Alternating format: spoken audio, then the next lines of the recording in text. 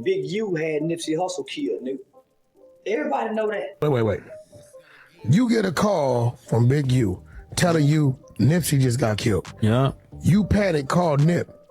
Nip answer the phone. 3 minutes after you get off the phone with Nip, he get killed. So you think he hit you a little too early? Everybody in the hood has been saying Big U had something to do with Nipsey Hussle's death, but now there's footage. A hidden camera might have caught everything, and this new clip is making people look at Big U's confession in a whole new light. Let me break it down. The truth about Nipsey's murder. When Armis Joseph Asghedom, better known to the world as Nipsey Hussle, was gunned down outside his own store, the hip-hop community didn't just lose an artist, they lost a visionary, a community leader, and a man who had dedicated his life to uplifting South Los Angeles. At only 33 years old, Nipsey had accomplished what many deemed impossible. He had successfully transitioned from the streets to legitimate business ownership while maintaining his authenticity and commitment to his neighborhood. But here's where the story gets complicated and where the official narrative begins to show cracks that have only widened with time. According to law enforcement, Eric R. Holder Jr. was convicted of first-degree murder in July 2022 and sentenced to 60 years to life in prison. The prosecution painted a clear picture. This was allegedly a premeditated killing that stemmed from a personal dispute over accusations of snitching. Case closed, right? Not quite. The events of that day began innocently enough. Nipsey was at his store without security, engaging with fans and friends, signing autographs, and taking photos. Around 3:04 p.m., Eric Holder arrived at the strip mall with a woman he was dating. What happened next would forever change multiple lives and spark conspiracy theories that persist to this day. According to witnesses, including Herman Cowboy Douglas, a former gang member and store employee, Nipsey allegedly mentioned rumors that Holder was a snitch, advising him to address it and be careful. The exchange was described as calm and non-confrontational, with Nipsey offering advice rather than hostility. This was not a heated argument or a threatening confrontation. By all accounts, it was a relatively mundane conversation between two men from the same neighborhood. But what happened next defies the logic of a simple personal dispute. After the conversation, Holder retrieved chili cheese fries from a nearby burger joint, returned to the woman's car and asked her to park in an adjacent lot. He then returned to the parking lot armed with a semi-automatic gun and a revolver. This was not a heat-of-the-moment decision. It was allegedly calculated, methodical, and brutally efficient. Holder approached Nipsey, who was with a group, and opened fire, shooting him at least 10 times. The autopsy would later reveal Nipsey was shot 11 times, with injuries to his head, chest, back, abdomen, thighs, big toe, and right elbow. After Nipsey fell to the ground, reportedly saying, "You got me," Holder allegedly kicked him in the head and fled. 2 bystanders were also wounded but survived. The brutality of the attack shocked even hardened street veterans. This wasn't just a killing, it was allegedly an execution, carried out with a level of viciousness that seemed disproportionate to the alleged slight. Nipsey was pronounced dead at 3:55 p.m., just 35 minutes after the shooting. The Marathon clothing store, which had been a symbol of hope and progress in the community, became a crime scene that would haunt South Los Angeles forever. Even as the official investigation got underway, questions arose about the narrative being presented. How does a casual conversation about street rumors escalate to extreme violence? Why would someone risk everything over what amounted to friendly advice? And most importantly, who really benefited from Nipsey Hussle's death? Surveillance footage from the area became crucial evidence, but it also raised more questions. LAPD collected footage from multiple cameras, including those at the Marathon clothing and nearby businesses. This footage helped identify Holder as the shooter, but also showed the calculated way he moved through the scene. What makes the case even more intriguing is the timing of recent developments. In March 2025, Eugene Big U Henley was arrested on federal RICO charges, sending shockwaves through the hip-hop community and reigniting speculation about his potential involvement in Nipsey's death. While the federal charges don't directly implicate Big U in the murder, they've opened a Pandora's box of allegations and theories that refuse to die. Big U, whose real name is Eugene Henley, isn't just any music executive. He's allegedly a leader of the Rawlins 60s neighborhood Crips and was a former manager of Nipsey Hussle. Their relationship was complex, rooted in both business and the streets of South LA. Big U played a significant role in launching Nipsey's career, managing him in his early days and providing a recording space in his family's home. But their relationship wasn't without complications. There was allegedly a notable incident in a parking lot involving Big U, Nipsey, and Nipsey's brother, Black Sam, that has fueled speculation. According to online discussions, the altercation allegedly stemmed from gang-related issues and reportedly involved a physical confrontation, with Black Sam allegedly firing a gun to stop Big U from attacking Nipsey and their father. The complexity of these relationships can't be overstated. This wasn't just about music or money. It was allegedly about power, respect, and control in a community where all three are tightly linked. Nipsey's daughter's mother is Big U's niece, adding a personal layer to their relationship. Some sources mention alleged tensions arising from Nipsey's disapproval of certain environments his daughter was exposed to, which may have contributed to friction. The recent federal RICO charges against Big U include murder related to the 2021 killing of aspiring rapper Rayon Williams in Las Vegas, extortion, human trafficking, and fraud. These charges paint a picture of an alleged criminal enterprise that operated with impunity for years, allegedly using legitimate businesses as fronts for illegal activities. In the 2021 murder of Rayon Williams, Henley allegedly scrubbed studio security footage to cover his tracks, showing a pattern of controlling the narrative and eliminating evidence. Could this same methodology have been applied to Nipsey's case? The timing of these revelations has been jarring for the hip-hop community. Just when it seemed Nipsey's case was closed, with Holder convicted and sentenced, new questions have emerged about whether the full truth was ever revealed. Rapper SKG has publicly accused Big U of involvement in Nipsey's death, especially following his 2025 RICO arrest. While SKG's allegations lack concrete evidence, they resonate with those who never fully believed the official story. At its core, this saga reflects broader challenges facing young black men in communities like South Los Angeles. Nipsey himself was aware of these struggles and dedicated his life to creating alternatives to the cycles of violence that had claimed so many lives. His death is not just a personal tragedy, but a broader indictment of a system that seems designed to destroy those who try to rise above it. The conspiracy theories around Nipsey's death are rooted in deep distrust of official narratives, especially when it comes to prominent black figures. Theories range from alleged government hits tied to a doctor, Sebi documentary, to industry betrayals or a COINTELPRO revival. Whether far-fetched or not, they reflect real fears about systemic oppression and the targeting of leaders who threaten the status quo. As we dive deeper into this web of relationships, allegations, and unanswered questions, it's important to remember the man at the center of it all. Nipsey Hussle was not perfect, but he was committed to breaking cycles of violence and creating opportunities. His death robbed the world of not just a talented artist, but a visionary leader who believed real change comes from within the community. I'm disheartened by the fact that they trying to say that I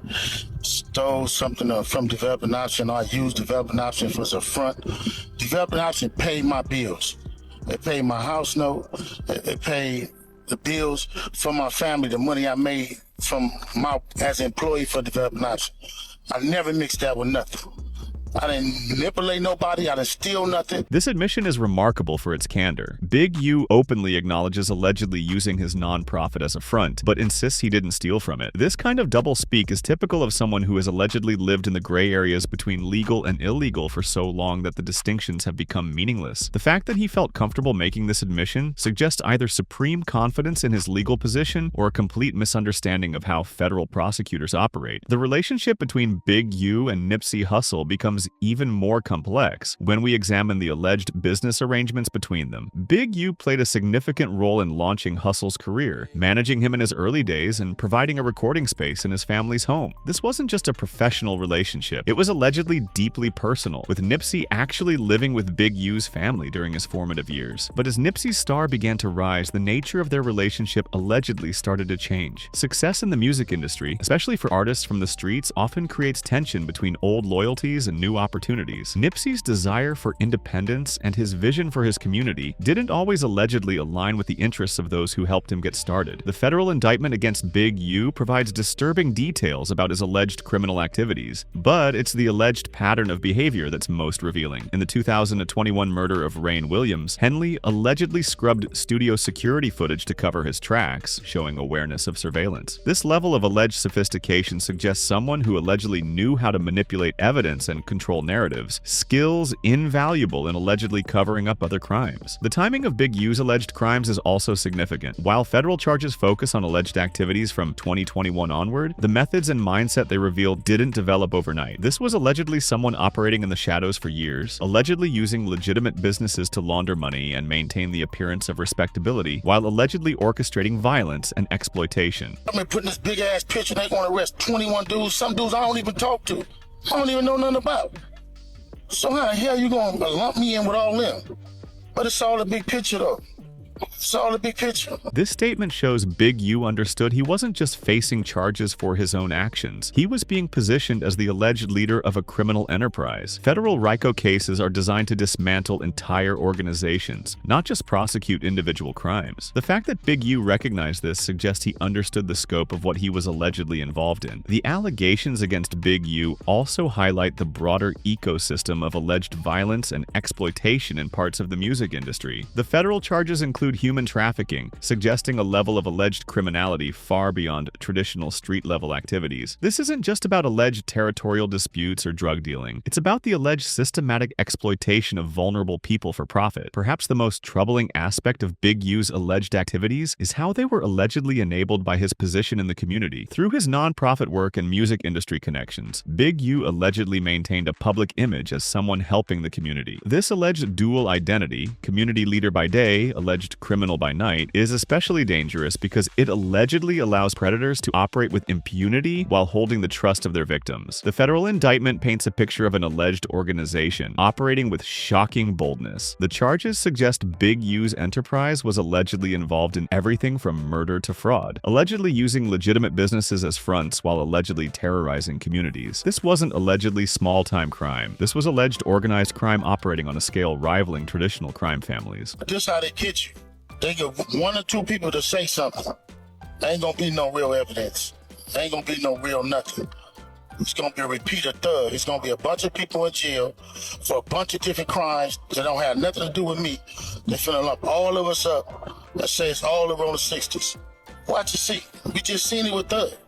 I'm finna experience the same thing out here. This statement is particularly revealing because it shows Big U's awareness of how federal prosecutors allegedly build RICO cases. He's referencing the recent prosecution of Young Thug and YSL, where prosecutors allegedly used lyrics, social media posts, and alleged gang affiliations to strengthen their case. Big U clearly understands that he is facing similar tactics, and his frustration is evident. The timing of Big U's arrest has also reignited speculation about his alleged relationship with Nipsey. Rapper SKG has been especially vocal in her accusations, claiming that Big U was allegedly an exploitative and abusive figure who orchestrated attacks against her, including an alleged assault at Nipsey's store while she was pregnant. While these allegations have not been proven in court, they portray him as someone who allegedly used violence and intimidation as tools of control. As we prepare to examine the final piece of this puzzle, the conspiracy theories and alleged cover-up surrounding Nipsey's death, it's important to understand that Big U's arrest has fundamentally shifted the conversation. What once appeared to be a closed case with a clear perpetrator now seems to be part of a much larger web of alleged criminality and corruption. One of the most persistent theories centers on Nipsey's work on a documentary about Dr. Sebi, a Honduran herbalist who claimed to cure diseases like AIDS and cancer through an alkaline diet and natural remedies. The theory suggests Nipsey was allegedly assassinated by the government, pharmaceutical companies, or the Illuminati to silence his work. While there is no concrete evidence to support this theory, it gained massive traction on social media, with videos titled "Why the Illuminati Killed Nipsey Hussle" gaining millions of views. More troubling than the theories themselves is the alleged systematic campaign to discredit and silence those who question the official narrative. Big U's recent videos before his surrender offer a fascinating glimpse into this dynamic, as he describes an alleged coordinated effort to destroy his reputation and remove his influence in the community. Wax said 100 times he was gonna take my contracts.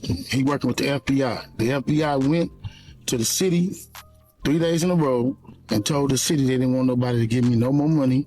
They went to all the different celebrities and told all the different celebrities, don't give me no money, don't help me, don't do nothing for me. This allegation, if true, suggests a level of coordination between law enforcement and industry figures that goes far beyond a normal criminal investigation. The claim that federal agents would actively work to isolate someone financially and socially before bringing charges points to a level of personal animosity that is deeply concerning. Like y'all don't understand what the FBI do to black men who try to help their community. I ain't been nothing but a help to our community. But I guess it is what it is. This the price of being black and trying to help somebody, trying to help your community, and do what you can. While Big U's claims about his community work should be viewed skeptically given the serious charges against him, this statement reflects a broader pattern in how federal law enforcement has allegedly targeted black leaders and organizations throughout history. The FBI's COINTELPRO program, which systematically targeted civil rights leaders, Black Panthers, and other activists, created a foundation of distrust that still exists today. What makes these theories compelling to some is Nipsey's unique position in the community. identity. Unlike many celebrities who distanced themselves from their roots, Nipsey remained deeply embedded in South Los Angeles. His investments in Crenshaw, ownership of Marathon Clothing, and anti-gang initiatives made him a symbol of hope. He was scheduled to meet with LAPD Chief Michael Moore and Rock's Nation representatives on April 1st, 2019, the day after his murder, to discuss reducing gang violence in South LA. The timing of this meeting has fueled speculation about whether Nipsey's death was connected to his peacemaking efforts. Some believe he was targeted by the LAPD or FBI because of his planned meeting with law enforcement. While there's no evidence to confirm this theory, the timing raises questions. Perhaps the most troubling aspect of these conspiracy theories is how they shift attention away from the real issues Nipsey was trying to address. The Atlantic argued that such theories distract from tackling the reasons why so many African-American men and boys fall victim to violence, pointing instead to systemic problems like poor education and lack of opportunity. The role of social media in amplifying and distorting these ideas cannot be ignored. Platforms like YouTube, Twitter, and Instagram have allegedly become breeding grounds for speculation and misinformation, often with no fact-checking or accountability. Sensational videos with titles like "Big U didn't know he was being filmed," admitting to Nipsey Hussle's murder, attract millions of views, despite offering no actual proof of such an admission. They on there saying all this stuff to assassinate my character.